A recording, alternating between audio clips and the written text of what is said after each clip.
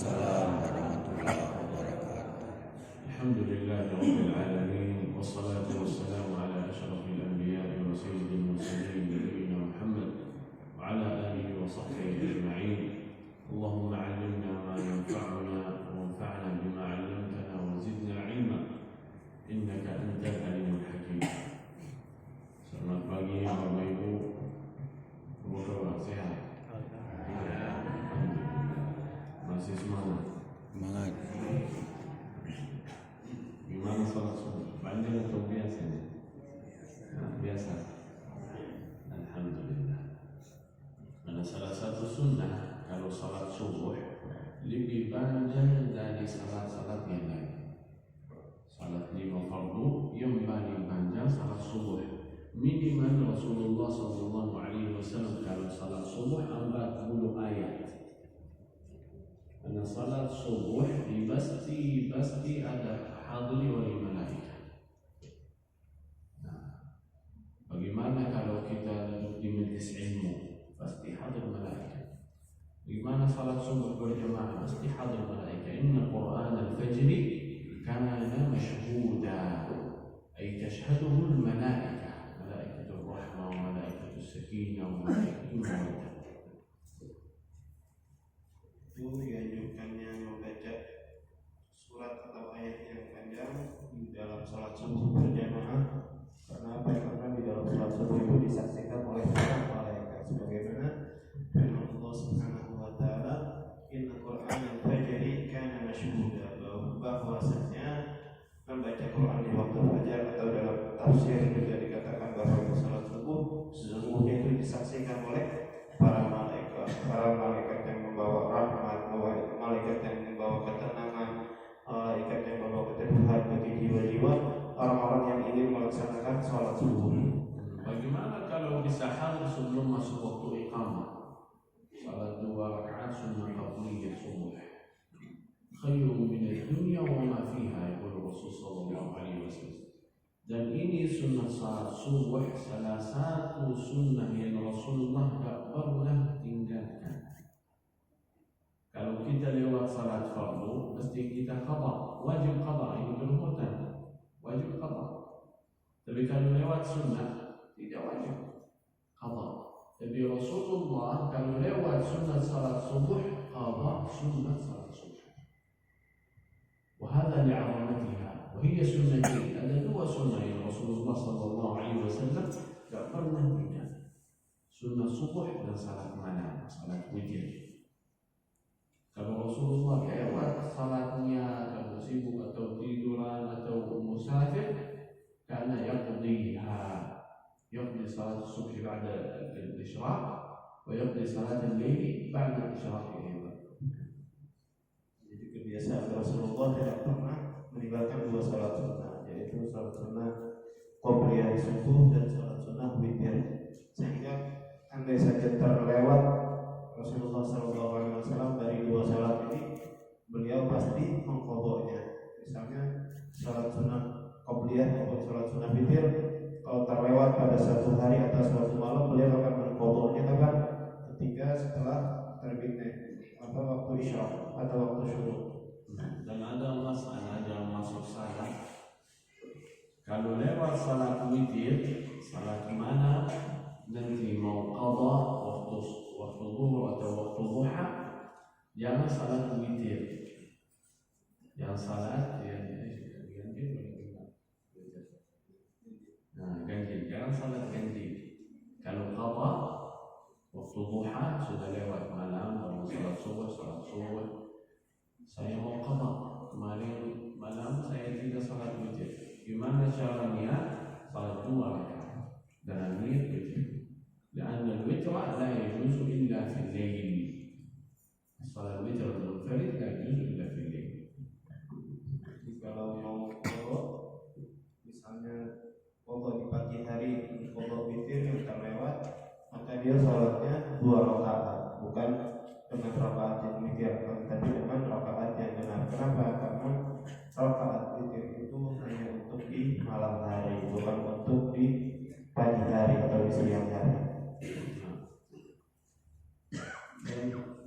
salah satu kebaikan dari bulan Syawal وهو حاصل dari bulan Ramadan.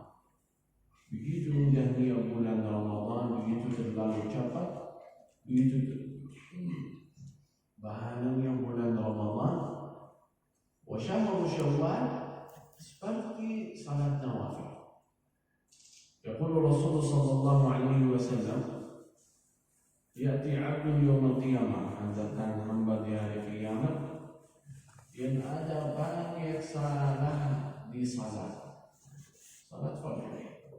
Pasti kita hilang fokus, hilang lupa zikir atau lupa baca zikir sujud, zikir ruku, berpikir keluar dari salat.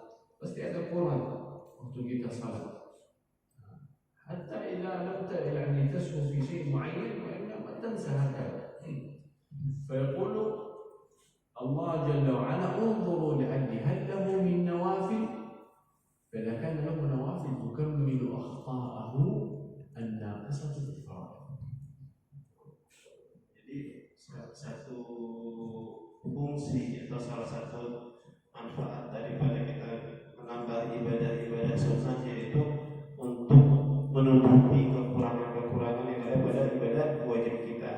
Dikatanya nanti Rasulullah SAW bersabda, nanti di hari kiamat akan ada seorang hamba yang menghadap Allah Subhanahu wa taala ketika dihisab. Dia ini membawa ibadah wajibnya ada kekurangan yang kecil, yang sederhana, kekurangan yang inti. Nah, di situ Allah Subhanahu wa taala memerintahkan malaikat, wahai malaikat, coba lihat apakah dia ada ibadah-ibadah sunnah yang lain. والنوافل تقرب العبد إلى الله, mendekati hamba kepada Allah Subhanahu wa taala. Kalau ada seorang yang salat 5 fardu saja, pasti kalau syaitan ganggu lewat salat fardu dosa. Jadi orang yang ada nawafil, sunnah qabliyah, sunnah ba'diyah, kalau syaitan ganggu gak bisa sampai salat fardu, lewat dulu salat sunnah. Kalau kita lewat salat sunnah gak ada dosa. فلا تأخذ بالمعصية إذا تركتها, فهي تكون لك حماية من الشيطان وقربا من الله. في حديث النبي صلى الله عليه وسلم لا يزال عبدي يتقرب إلي بالنوافل حتى أحبه فإذا أحببته. الحديث الطويل كنت جسده الذي يمشي به ورجله ويده يقول الله.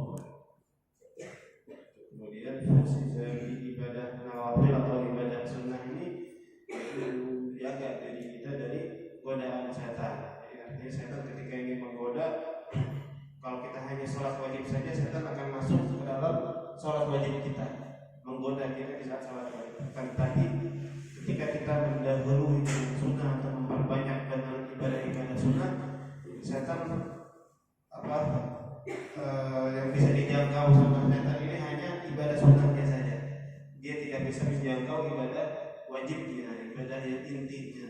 Kemudian juga ibadah sunnah mendekatkan kita kepada Allah Subhanahu wa taala, sebagaimana hadis qudsi dari Rasulullah SAW yang artinya, tidaklah seorang hamba yang beribadah mendekatkan diri kepadaku dengan ibadah-ibadah sunnah kecuali aku akan mencintainya. Salah satu fadilah dari bulan Syawal, وهو أول شهور الحج. الحج أشهر معلومات, أولها شوال وبعدها ذو القعدة وأول 10 أيام من ذي الحجة. هذا واحد من فضائله. Dilanjutkan tadi tentang keutamaan bulan Syawal. Bulan Syawal ini adalah salah satu bulan musim haji, yang mana kata Allah Subhanahu wa taala, al-hajju asyhurun ma'lumat. Haji itu adalah memiliki bulan-bulan yang telah ditentukan, yang telah diketahui.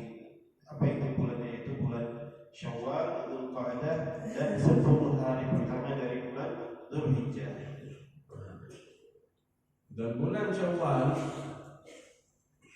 ada salah satu sunnah yang mulia di bulan Syawal, yaitu puasa 6 hari di bulan Syawal. Puasa Ramadan fard, wajib. salah satu rukun dari arkanul Islam. Puasa Syawal sunnah, tidak wajib. Kalau tidak mau puasa jangan puasa. Tapi apa artinya? Man shama Ramadan wa atba'ahu sittan min Syawal faka'annama shama ad-dahr. Seperti salat kita. Kalau salat lima fardu saja, يأتيك الشيطان أو يكون فيها نقص فتأتي ناقصة فالذي يكملها النوافل. Juga puasa Ramadan, kalau ada pengurangan di bulan Ramadan, puasa Ramadan, الذي يكملها الست من شوال لا يقضيها يكملها. Sebagai sholat tadi, kalau sholat wajib itu mungkin ada kekurangan dari bacaan yang terlupakan atau bacaan-bacaan sunnah, zikir-zikir ketika ruku, ketika sujud, atau kurang khusyuknya di dalam sholat wajib, maka akan tergantikan dengan sholat sunnah. Nah, begitu juga puasa Ramadan yang kita ada nilai-nilai puasa yang kita tidak sempurnakan, nah ini bisa menjadi ditambah. Jadi puasa 6 hari di bulan Syawal, tetapi tidak bisa puasa 6 hari di bulan Syawal tidak bisa menggantikan kalau misalnya ada puasa Ramadan yang bolong terus kita puasa Syawal, itu tidak bisa menggantikan. Tetap harus dengan niat qada bulan Ramadan. Jadi tidak boleh dikumpul dua niat, qada sama 6 Syawal, tidak boleh. Kalau qada niatnya sendiri. Kalau niat Syawal 6 Syawal boleh dikumpul sama Isnin, Khamis, Ayyamul Bid. Hal يجوز جمعا لأنها سنة مع سنة ولكن سنة مع فرض ولا يجوز. Jadi ibadah sunnah hanya bisa digabung dengan ibadah sunnah saja. Tetapi ibadah wajib dia hanya bisa dilaksanakan secara khusus tersendiri, tidak bisa dicampur dengan ibadah-ibadah yang lainnya, ibadah sunnah yang lain. حديث رسول الله صلى الله عليه وسلم من صام رمضان وأتبعه ستا من شوال فكأنما صام الدهر. كما يقول puasa bulan Ramadan dan 6 Syawal menjadi puasa satu tahun. Kenapa? Kenapa? Dari sebelum. Man ja'a bil hasanati falahu 10 amsalha. Bulan Ramadan 30 hari, ini hal tabi'i. Normal 30 hari. Fi 10 yusbih 10 أشهر. وست من شوال نم في 10 60 أصبح شهرين فاكتملت السنة 12 شهرا فأصبح مثل صيام الدهر. وهذه هي العلة في قول الإمام النووي رحمه الله جل وعلا أن صيام 6 من شوال تكمل الدهر لأن الحسنة ب10 أمثالها فرمضان 10 أشهر و6 من شوال تكمل شهرين. Jadi berdasarkan ayat yang ja'a bil hasanati falahu asyru amsalha. Barang siapa yang mengerjakan kebaikan maka dia memperoleh 10 pahala kebaikan atau 10 kali lipat pahalanya. Begitu juga Ramadan.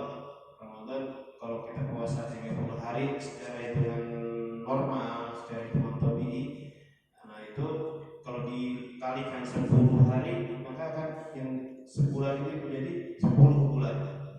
Kemudian dengan berpuasa 6 Syawal, 6 hari di bulan Syawal maka akan menjadi 60 hari. Nah ini tadi ya, tadinya 10 bulan plus 2 bulan 60 hari akan menjadi sempurna 1 tahun.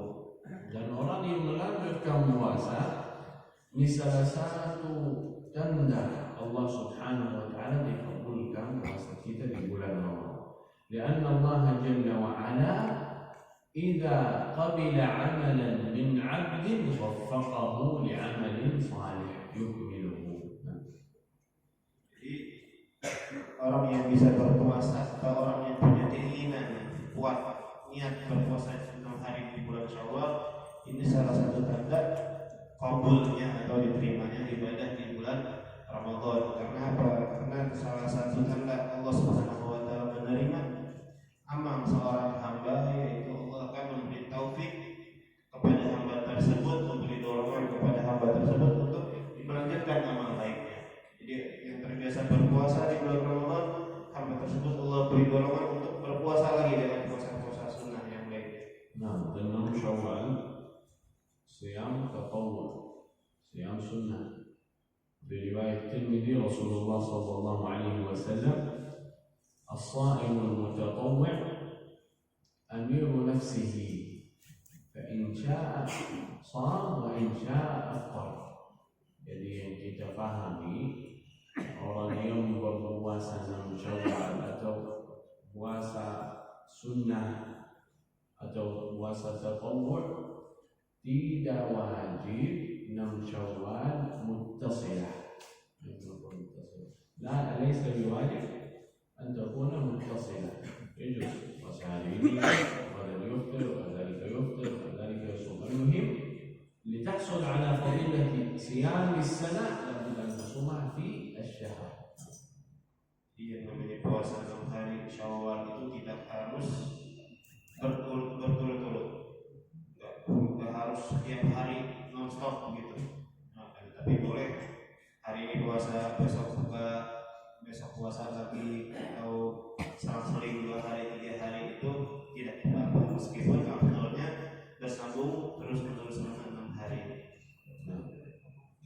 وهذه هي مسائل في شهر شوال التي تشبه. فصيام شوال لا يجمع بالنية مع القضاء ولا يجب أن يكون متصلا. هذه أهم نقطة.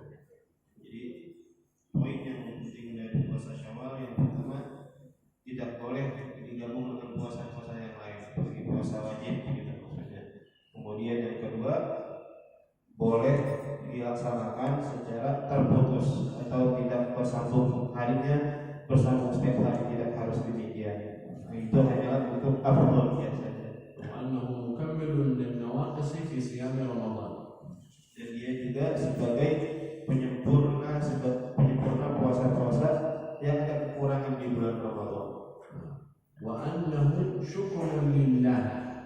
Jadi hamba yang bersyukur kepada Allah Subhanahu wa Ta'ala. Karena selesai bulan Ramadan, hasil dari bulan Ramadan Allah Subhanahu wa Ta'ala diampuni dosa-dosa yang di masa lalu. خلاص الله يغفر لك الذنوب. فمن باب شكر الله جل وعلا أن لا يتوقف صيامه وإنما يستمر. هذا من باب الشكر لله. Jadi puasa Syawal ini sebagai bentuk syukurnya kita kepada Allah Subhanahu wa Ta'ala. Kenapa? Di bulan Ramadan kita diampuni oleh Allah Subhanahu wa Ta'ala dosa-dosa kita dan diberi pahala yang berlipat-lipat ganda dan keutamaan-keutamaan Ramadan yang kita dapat di bulan tersebut. Nah, kita harus bersyukur dengan apa caranya? Ya, salah satunya dengan melanjutkan puasa Ramadan dengan puasa 6 hari di bulan Syawal. وهذه المسائل في شهر شوال نسأل الله لنا ولكم الفائدة والعمل بها. نفتح علينا مجال الأسئلة في الموضوع. Inilah 10 menit tentang keutamaan bulan Syawal. Semoga Allah Subhanahu wa Ta'ala memberi kita taufik untuk mengamalkan apa-apa yang Bapak bisa berikan. Kemudian insyaallah dilanjutkan oleh panitia dan program-program yang dijaga dan nanti di akhirat dengan doa. Mungkin kalau ada yang mau bertanya dalam masalah bulan Syawal boleh. Sebelumnya dipersilakan bagi yang mau bertanya seputar bulan Syawal. الصيام في القضاء.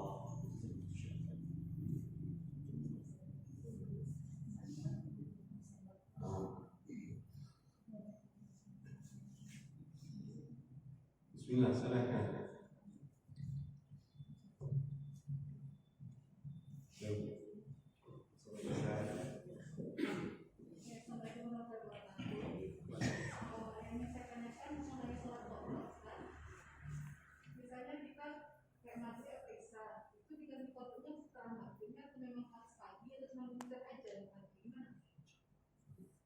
Ya lewat salat apa? Misalnya maghrib bisa gitu, pokoknya di saat maghribnya besoknya atau memang القضاء متعة. القضاء متعة. Kalau kita tunggu يتأخر عليه ربما تموت ربما يحصل أي شيء مثل قضاء المال فمتى ما افتكرته تصلي الآن مباشرة افتكرت أني لم أصلي أمس الظهر أصلي في نفس اليوم الآن افتكرت أني لم أصلي الصبح أصلي الصبح مباشرة أول ما تفتكر تصلي. Qadha itu adalah hutang. Jadi salat qadha itu adalah salat kita untuk membayar hutang kepada Allah Subhanahu wa taala. Jadi kapanpun kita ingat ya kita sholat di saat itu juga. Jadi ingat misalnya maghrib udah terlewat azan isya, ketika azan isya itu kita baru ingat oh iya saya belum sholat maghrib nih. Disitulah kita sholat qadha maghrib begitu. Jadi nggak harus menunggu besok. Kenapa? Kalau kita tunda-tunda kita nggak tahu apa yang akan terjadi beberapa waktu ke depan. Bisa kita sakit atau bisa kita wafat atau hal-hal yang lainnya sehingga jangan sampai kita menunda-nunda qadha atau menunda bayar hutang akhirnya kita nggak bisa bayar hutang. Jadi selagi kita ingat segera mungkin kita lunasi hutang kita kepada Allah Subhanahu wa taala. Ta'khirul qadha yajuz fi halah wahidah faqat. Menunda qadha salat itu hanya dalam satu kondisi saja. Kaifa hada? Kalau misal lewat salat zuhur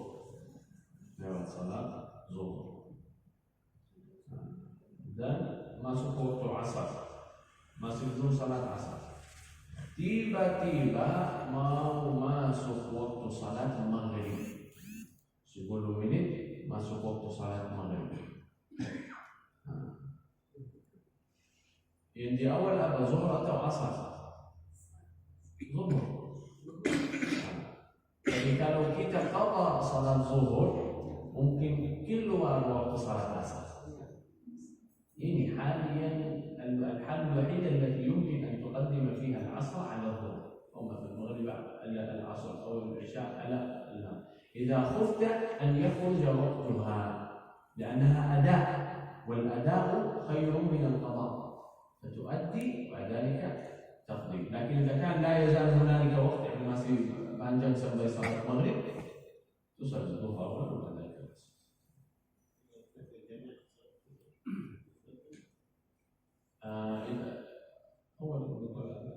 Jadi salat qadha itu boleh dilakukan misalnya kalau kita takut salat wajibnya akan tertunda, akan terlewatkan. Seperti yang urusan menyentuhkan ingatnya ini ketika 10 menit sebelum waktu maghrib, sedangkan kita belum salat asar dan kita masih ada qadha salat zuhur, maka salat zuhurnya boleh ditunda.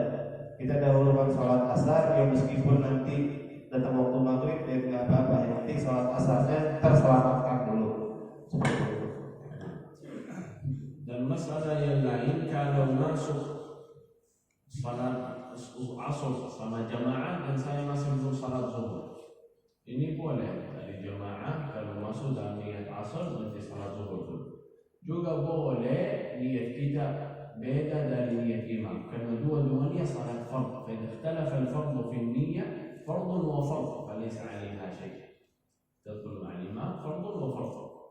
لكن وإذا كنت تصلي سنة خلف فرض يجوز، لكن لا في المذهب لا يصح أو يكره أن تصلي فرضا خلف السنة. يعني الإمام يقول يصلي سنة تصلي خلفه فرضا، لكن نحن في مسألة فرض والفرض يجوز خلاف النية مع Kemudian dalam kondisi lainnya misalnya ketika datang waktu sholat asar, ketika kita belum qadha zuhur tapi setelah tiba waktu asar kita baru ingat ketika ada asar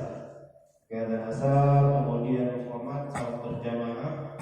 Nah ini juga boleh kita sholat asar berjamaah dulu kemudian sholat zuhur. Ini pertama. Yang kedua boleh kita sholat niat qadha zuhur dengan ikut imam yang sedang sholat asar, seperti itu. Jadi karena meskipun berbeda niat, yang imamnya sholat asar, kita yang sholat zuhur, boleh beda niat selama itu sholat sama-sama sholat fardu. Atau boleh juga kalau imamnya sholat fardu, kita makmumnya niat sholat sunnah yang menjadi permasalahan ketika imamnya sholat sunnah, kitanya sebagai makmum niat sholat fardu. Nah ini menjadi khilaf di antara para ulama, sehingga sebaiknya dihindari. Yang terakhir untuk menjelaskan kalau salat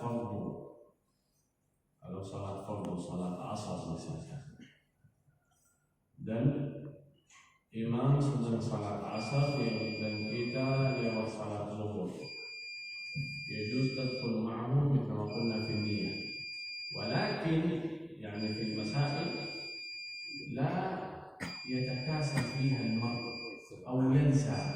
Saya masuk salat takbiratul ihram dengan niat ini salat asar. Gak boleh saya lupa salat zuhur diganti niat. Ganti niat batal salat. فرض أي في أثناء الصلاة إذا تغيرت النية من فرض إلى فرض تبطل الصلاة. إذا كانت من سنة لسنة يجوز، من فرض لفرض لا يجوز، من فرض لسنة يجوز، من سنة لفرض لا يجوز. Juga kita nggak boleh ganti niat di dalam sholat. Misalkan contohnya kita lagi sholat asar bersama imam, pertama udah niat sholat asar, kemudian kita sholat zuhur dulu, itu nggak boleh. Jadi harus dihindari, hati-hati dalam berniat di dalam sholat. Jadi jangan ditukar-tukar ketika, kecuali sholat sunnah boleh ditukar. Misalnya kita lagi sholat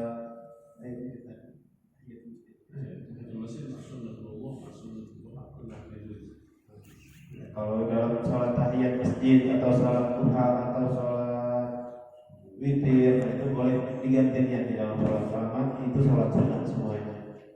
ومن فرض لسنة يجوز. Saya masuk masjid, saya pikir jamaah sudah salat, ya saya mau salat, tiba-tiba jamaah masuk, berarti masih belum salat, saya ganti niat yang jadi sunnah. Ini boleh. Tapi tidak boleh sunnah ke fardu, fardu ke sunnah boleh, sunnah ke fardu tidak boleh, batal salat. Nah, 2 hari yang lalu saya ceritakan, saya sendiri, saya lupa sudah salat zuhur, saya sudah salat sama jamaah, tiba-tiba di mall mau salat asar, saya pikir saya masih zuhur, ini salat zuhur, anda lupa. Saya sudah salat zuhur. Saya masuk salat dengan niat zuhur karena saya lupa. يعني كنت أعتقد أن هذه الظهر، نسيت فصليت الظهر صلاة الظهر. لا دخلت الصلاة بنية العصر. saya masuk salat dengan niat salat asar. في وسط الصلاة ظننت أني لم أصلي الظهر فغيرت نيتي فقطعت الصلاة. Yang terjadi 2 hari yang lalu, katanya dia udah sholat zuhur berjamaah sebelumnya, kemudian di waktu asar dia ke mall dia ke musola, dia sholat asar. Di tengah-tengah sholat asar dia lupa, dia mengira bahwa dia belum sholat zuhur. Ternyata tadi saya lupa sholat zuhur, padahal kenyataannya kan sudah.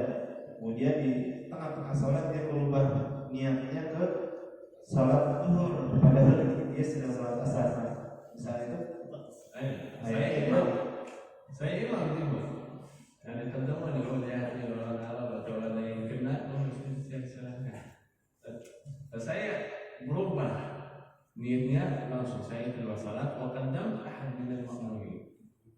Ma yastahil insan ma yurid tusalli bin nas wa anta bidun niyyah, ma yurid faqata'tu salat wa qaddamtu ma'muman yusalli imaman badal al-fajr.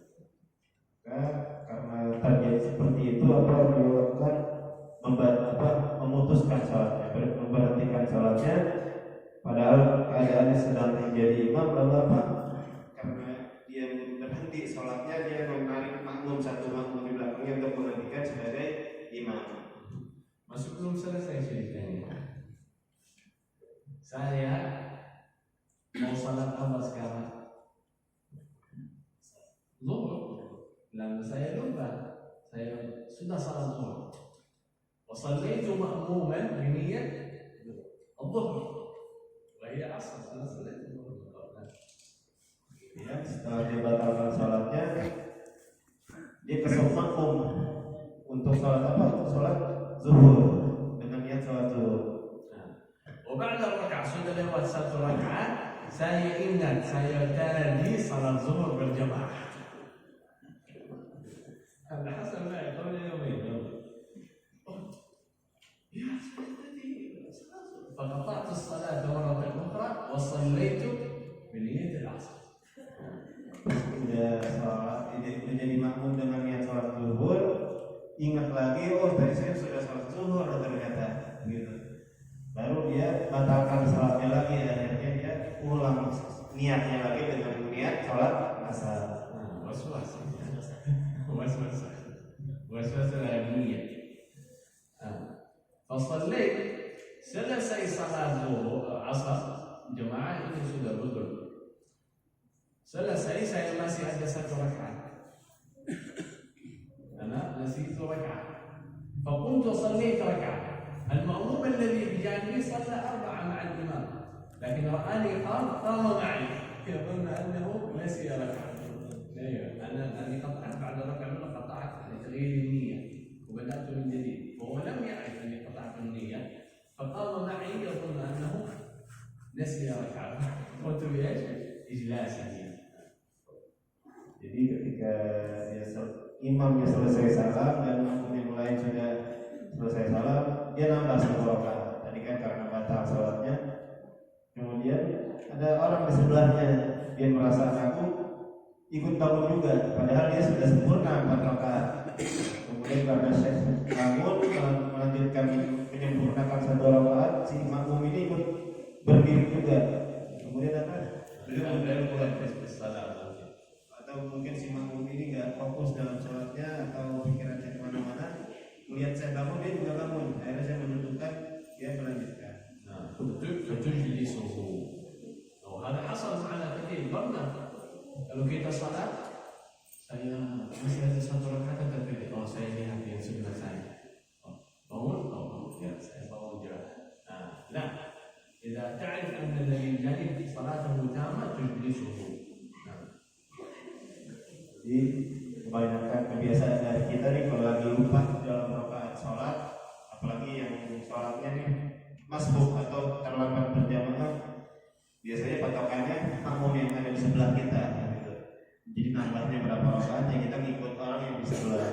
Nah, andai kata kita yang menjadi patokannya dia, terus kita tahu bahwa dia ini udah sempurna sholatnya rakaatnya, maka kita boleh menyetop sholatnya dia, mendudukkan dia supaya tidak berdiri lagi. Allah yang berkata kisah. Terima kasih. Tadi Ustaz telah menerangkan secara panjang lebar tentang puasa wajib atau puasa bulan Ramadan dengan puasa Syawal. Kalau di sini namanya puasa 6 dong, Pak. 6. Kemudian ada seorang orang tua, dia sudah uzur ya. Dia telah terbiasa waktu muda dia taat sekali beribadah puasa ini, termasuk puasa Syawal.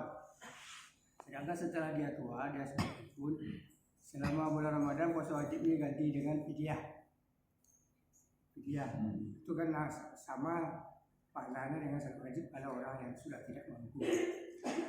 Kemudian setelah waktu puasa Syawal, karena dia waktu muda terbiasa melaksanakan puasa Syawal, dia sekarang mau menggantinya juga dengan fidyah, apa boleh? Sama puasa pahalanya. Sedangkan puasa Syawal itu kan puasa sunat. Karena dia sudah terbiasa dari muda, dia mau mengganti juga dengan fidyah. Apa ada juga pahalanya? Terima kasih. Orang tua ini sudah puasa Ramadan atau tidak? Sudah pakai fidyah ya, sekarang anak mampu. Tidak bisa salat atau يقدم الفدية لأنه يظن أنه لا يستطيع. يظن أنه لا يستطيع ولا يستطيع. Dia memang tidak bisa atau sudah menganggap dirinya nggak bisa puasa lagi. Iya, ada puasa lagi. Sedangkan puasa wajib sudah digantinya dengan fidyah. Karena dia menganggap suatu kewajiban juga puasa Syawal ini, karena sudah terbiasa waktu dia kuat. sekarang mau digantinya dengan fidyah, apa boleh apa sama juga? Apa dapat pahala juga ya? Kalau tidak bisa boleh diqada. Kalau juga tidak bisa qada boleh dan fidyah. الذي لديه مرض متصل ليس حتى كبير ربما لديه مرض يمنع الدكتور يقول له ممنوع تصوم فيأتيه ولن تشفى يعني لا يكون يشفى بعد 5 سنوات أو 6 سنوات إذا كان سيشفى ما يدفع فدية ينتهي إلى أن يشفى بعد ذلك يدفع لكن إذا كان لا يستطيع فيضع الفدية أما بالنسبة لست من شوال فهي سنة ليس فيها فدية لكن يريد يأخذ أجرها فللصائم أجر من فطره فإذا أفطر صائما يأخذ أجر صيامه. Kalau puasa Ramadan ya karena itu wajib. Nah, kalau ditinggal harus diganti dengan fidyah. Tapi kalau puasa Syawal itu sunnah. Jadi sebenarnya nggak bisa diganti dengan fidyah atau niatnya jangan fidyah kalau mau tetap memperoleh pahala puasa tersebut itu dengan dia membagikan makanan kepada orang-orang yang berpuasa. Karena sesuai hadis karena siapa yang memberi makanan untuk orang berbuka puasa maka dia memperoleh pahala yang sama seperti orang tersebut. Bisa disiasati seperti itu. Jadi orang tua yang sudah mampu berpuasa Syawal jadi bukan dengan fidyah. Tapi misalnya dia kumpulin orang atau dia bikin porsi makanan untuk dikasih ke orang yang sedang berpuasa Syawal untuk dia berbuka seperti itu. Lain tidak boleh niat fidyah karena tidak ada fidyah di puasa 6 tidak ada fidyah. Nah, jadi niat buka puasa untuk orang yang berpuasa. Tapi laisa niat wa yaqul ajrah. Jadi bukan dengan fidyah karena fidyah untuk mengganti kewajiban Ramadan. Kalau Syawal bisa diganti dengan seperti itu tadi dengan memberi makanan kepada orang yang berpuasa Syawal. Dia insya Allah akan memperoleh pahala seperti dia sedang berpuasa Syawal.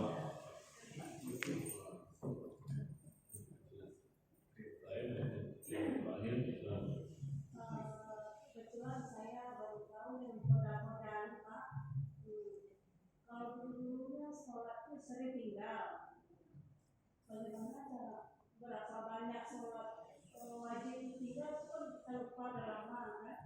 Nah, bagaimana kita mengganti? ربنا لا تؤاخذنا إن نسينا أو أخطأنا لا تؤاخذنا إن نسينا إذا نسيت فليس عليك قضاء خلاص يغفر الله تستغفر وتتوب لله جل وعلا تستغفر وتتوب أنا زمان كنت لا أصلي 5 سنوات ما كنت أصلي أيام الشباب وأيام العمل ما كنت أصلي أصبحت تقضي لو قضيت أنا خرجت من الإسلام من الدعوة 500 صلاة من 1000 صلاة ما تستطيع خلاص لا تقضيها وإنما تستغفر وتتوب عليها ولا تؤخر القضاء لا تؤخر القضاء مباشرة اقضي مباشرة أول ما تنتقل اقضي حين تؤخر تتجمع عليك مثل رمضان لو تستطيع قبل 6 من شوال صوم قبل 6 من شوال إذا تخاف أن ينتهي شوال صوم 6 فلن أقضي مباشرة لا تنتظر إلى أن يأتي رمضان لا. Jadi dari ayat tersebut Rabbana la tu'akhidna in nasina aw akhtana ya Allah janganlah Engkau memperhitungkan saya atau mengambil catatan saja kalau saya ini lupa atau lalai gitu. Jadi maksudnya kalau kita sudah lupa dulu saya sudah di masa jahiliyah lah atau di masa dulu lampau saya tinggal banyak sholat, tinggalin banyak berbagai ibadah. Ya Allah saya sudah lupa. Lalu apa kata beliau? Kita taubat, ya sudah kita sholat. Setelah kita taubat itu yang kita fokuskan. Karena apa? Kalau dia tidak mampu untuk mengqadha sholatnya, takutnya dia akan semakin malas lagi untuk sholat. Karena dia akan sholat double atau harus mengganti sekian ratus sholat yang dia tinggalkan ini akan memberatkan dia. Takutnya dia akan apa? Akan meninggalkan sholat lagi seperti itu. يقضي مباشرة متى ما تفكر يقضي، لكن الكثير والقليل لا يقضي وإنما يتوب ويستغفر الله. Dan yang penting kapanpun dia ingat, kapan dia meninggalkan sholat, selagi dia ingat berapa banyak sholat yang dia tinggalkan, maka segera mungkin dia tunaikan pokoknya, jangan ditunda-tunda. Misalnya dia ingat, saya ada kemarin waktu itu saya nggak sholat 10 hari saya nggak sholat, nah itu dia tunaikan pokoknya selama 10 hari. Itu mengenai sholat. Sekarang mengenai penghasilan yang kira-kira halal atau tidak halal.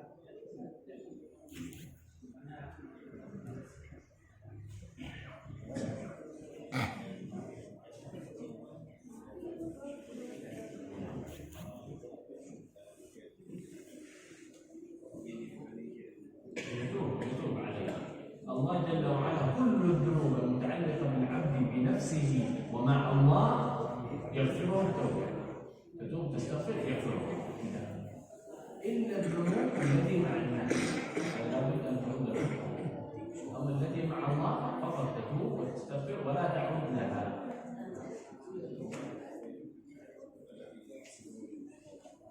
يتوب ويستغفر، يتوب ويستغفر ويكثر من الصدقة، يكثر من الصدقة. لكن حقوق الناس إذا كانت أموال سرقة يعيدها لابد، لأن هذه مع الناس، الله ما يغفر أمور الناس الذين يغفرونها. Jadi kalau dia membawa harta dari jalan yang haram, kita maksudnya.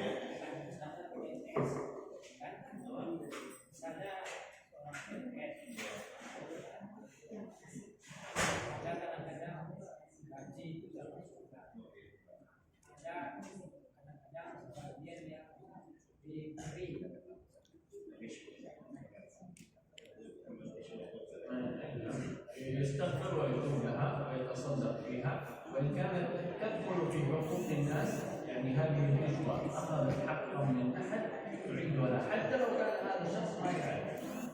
ويجوز لا تأتي مثلا تقول له هذا قصرت منك، لا تأتي له كهدية وأنت لأنك Jadi misalnya di zaman lampaunya dia hartanya bercampur dengan yang haram misalnya. Nah ini dia dengan bertaubat mohon ampun kepada Allah itu sudah cukup. Walaupun dia bercampur, insya Allah mengampuni dosa-dosanya dia. Tetapi kalau ada hak orang lain di dalam hartanya, dia wajib mengembalikan.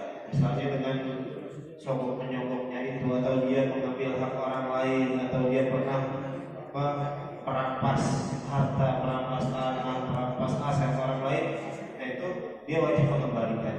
Karena ini masalah hak antara manusia, hubungan antar manusia nanti bisa jadi panjang soalnya di hari kiamat misalnya. Jadi segera dikembalikan. Ya nggak mesti kita ngaku ini dulu saya pernah mengambil hak kamu sekian. Kembalikannya ya dengan bahasa hadiah saja. Dan juga kalau ada hal-hal haram, percampuran haram yang tidak berhubungan dengan sesama manusia, mengambil hak manusia lain di situ, kita perlu banyak sedekah.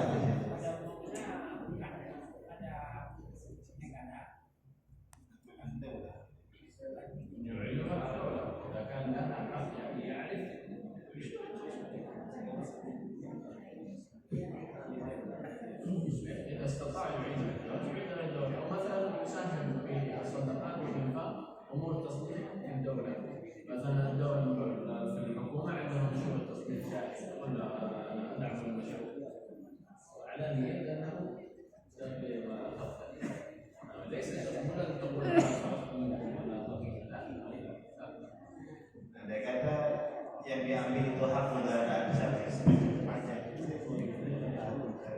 seperti misalnya kita pajak menyokong biar nggak bayar pajak gitu, atau hal-hal yang lain. Nah ini bisa kita siasati dengan apa? Kita menggantinya kalau ada perbaikan jalan atau ada fasilitas-fasilitas umum yang belum sempurna, ya kita bisa bantu di situ. Kita keluarkan dulu, saya pernah disogok sekian misalnya, sekian juta, itu sekian juta ya kita keluarkan untuk memperbaiki fasilitas umum. Kita kembalikan lagi kepada masyarakat, karena kan sifatnya negara itu untuk masyarakat. Jadi uangnya kita kembalikan ke masyarakat. هذا للمعلوم إذا كان يعرف، إذا كان ما يعرف يقدر وكثرة الصدقة والتوبة، أولى المهم هو التوبة. Kalau dia ketahui jumlahnya, tapi kalau nggak diketahui dikira-kira saja, kira-kira berapa, yaitu dengan uang tersebut dia bangun hal yang bermanfaat untuk masyarakat umum seperti itu, sehingga bisa dirasakan manfaatnya oleh masyarakat, baik boleh di kampungnya, boleh di tempat yang lain. Dan yang terpenting dari itu semua adalah taubat, istighfar kepada Allah. Adapun nanti dia mampu untuk mengembalikan itu, insya Allah akan melakukannya. بارك الله لنا ولكم جزاكم الله خير. maaf kalau banyak masalah atau khilaf.